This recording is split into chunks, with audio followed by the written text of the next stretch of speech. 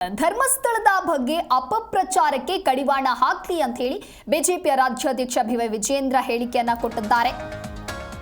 ಧರ್ಮಸ್ಥಳದ ಬಗ್ಗೆ ಅಪಪ್ರಚಾರವನ್ನ ಮಾಡಲಾಗ್ತಾ ಇದೆ, ಹಾಗಾಗಿ ಈ ಅಪಮಾನಕ್ಕೆ ಕಡಿವಾಣವನ್ನ ಹಾಕಬೇಕು.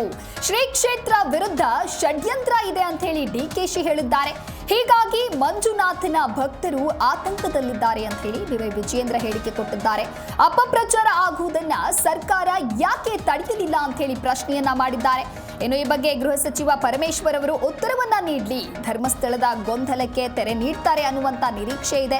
ನಮ್ಮ ಪಕ್ಷದ ನಾಯಕರು ಧರ್ಮಸ್ಥಳಕ್ಕೆ ಭೇಟಿಯನ್ನ ನೀಡಿದ್ವಿ, ದೇವರ ದರ್ಶನ ಪಡೆದು ಹೆಗಡೆಯವರನ್ನ ಕೂಡ ಭೇಟಿಯಾಗಿದ್ದೇವೆ ಅನ್ನೋದಾಗಿ ಬಿವೈ ವಿಜಯೇಂದ್ರ ಹೇಳಿಕೆಯನ್ನ ಕೊಟ್ಟಿದ್ದಾರೆ. ಇನ್ನು ಬಿವೈ ವಿಜಯೇಂದ್ರ ನೇತೃತ್ವದ ತಂಡ ನಿನ್ನೆ ಧರ್ಮಸ್ಥಳಕ್ಕೆ ಭೇಟಿಯನ್ನ ಕೊಟ್ಟಿದ್ದಾರೆ. ಇನ್ನು ಅಪಪ್ರಚಾರಕ್ಕೆ ಕಡಿವಾಣವನ್ನ ಹಾಕಬೇಕು ಅನ್ನುವಂತಹ ನಿಟ್ಟಿನಲ್ಲಿ ಹೇಳಿಕೆಯನ್ನ ಕೂಡ ನೀಡಿದ್ದಾರೆ. ಜೊತೆಗೆ ನಿನ್ನೆ ದೇವರ ದರ್ಶನವನ್ನ ಪಡೆದು ಹೆಗಡೆಯವರನ್ನ ಕೂಡ ಭೇಟಿಯಾಗಿ ಮಾತುಕತೆಯನ್ನ ನಡೆಸಿದ್ದಾರೆ. ತದನಂತರದಲ್ಲಿ ಇದೀಗ ಶ್ರೀ ಕ್ಷೇತ್ರ ವಿರುದ್ಧ ಷಡ್ಯಂತ್ರ ಇದೆ ಅಂತ ಹೇಳಿ ಡಿಕೆಶಿ ಏನು ಹೇಳಿಕೆಯನ್ನ ಕೊಟ್ಟಿದ್ದಾರೆ. ಹಾಗಾಗಿ ತನಿಖೆ ಆಗಬೇಕು. ಮಂಜುನಾಥನ ಭಕ್ತರು ಕೂಡ ಇದರಿಂದಾಗಿ ಆತಂಕದಲ್ಲಿದ್ದಾರೆ. ಈ ಅಪಪ್ರಚಾರ ಆಗ್ತಾ ಇರೋದನ್ನ ಸರ್ಕಾರ ಯಾಕೆ ತಡಿತಾ ಇಲ್ಲ ಅಂತ ಹೇಳಿ ಬಿಜೆಪಿಯ ರಾಜ್ಯಾಧ್ಯಕ್ಷ ಬಿವೈ ವಿಜಯೇಂದ್ರ ಪ್ರಶ್ನೆಯನ್ನ ಮಾಡಿದ್ದಾರೆ.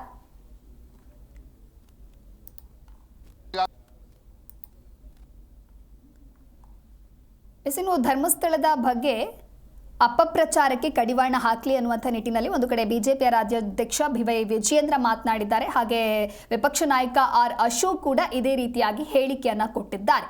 ಇನ್ನು ಶ್ರೀ ಕ್ಷೇತ್ರ ವಿರುದ್ಧ ಷಡ್ಯಂತ್ರ ನಡೀತಾ ಇದೆ ಅಂತ ಹೇಳಿ ಡಿಕೆಶಿ ಏನು ಹೇಳಿಕೆಯನ್ನ ಕೊಟ್ಟಿದ್ದಾರೆ. ಈ ಹೇಳಿಕೆ ನೀಡಿದ ನಂತರದಲ್ಲಿ ಸಾಕಷ್ಟು ಚರ್ಚೆಗೂ ಕೂಡ ಈ ಒಂದು ಕಾರಣ ಆಯಿತು ಆ ವಿಚಾರ. ಹಾಗಾಗಿ ಮಂಜುನಾಥನ ಭಕ್ತರು ಆ ಒಂದು ಹೇಳಿಕೆಯಿಂದ ಭಯ ಪಡ್ತಾ ಇದ್ದಾರೆ, ಅಂದ್ರೆ ಆತಂಕದಲ್ಲಿದ್ದಾರೆ. ಧರ್ಮಸ್ಥಳದ ಬಗ್ಗೆ ಈ ರೀತಿಯಾಗಿ ಅಪಪ್ರಚಾರವನ್ನ ಮಾಡ್ತಾ ಇರೋದು ಯಾಕೆ ಅಂತ ಹೇಳಿ ಹೇಳಿಕೆಯನ್ನ ಕೊಟ್ಟಿದ್ದಾರೆ. ಅದೇ ರೀತಿಯಾಗಿ ವಿಪಕ್ಷ ನಾಯಕ ಆರ್ ಅಶೋಕ್ ಕೂಡ ಈ ಕುರಿತು ಮಾತನಾಡಿದ್ದಾರೆ. ನಿಂತಿದ್ದಾರೆ ಅಂತ ಹೇಳಿಕೆ ಬಂದಿರುವಂಥದ್ದು ದುರಾದೃಷ್ಟ. ಯಾರು ಧರ್ಮಸ್ಥಳದ ವಿಚಾರವಾಗಿ ನಿರಂತರವಾಗಿ ಅಪಚಾರ ಮಾಡ್ತಾ ಇದ್ದಾರೆ ಮತ್ತು ಧರ್ಮಸ್ಥಳದ ವಿಚಾರವಾಗಿ SIT ರಚನೆ ಮಾಡೋದು ಸರ್ಕಾರ.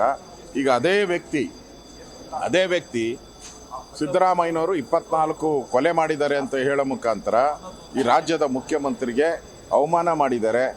ಈಗ ರಾಜ್ಯದ ಮುಖ್ಯಮಂತ್ರಿ ರಾಜೀನಾಮೆ ಕೊಡಬೇಕು ಅಂತ ಹೇಳಿದ್ದಾರೆ. ಕಾಂಗ್ರೆಸ್ ಅವರು ಇನ್ನಾದ್ರೂ ಕೂಡ ಮುಖ್ಯಮಂತ್ರಿ ಈಗ SIT ರಚನೆ ಮಾಡ್ತಾರಾ?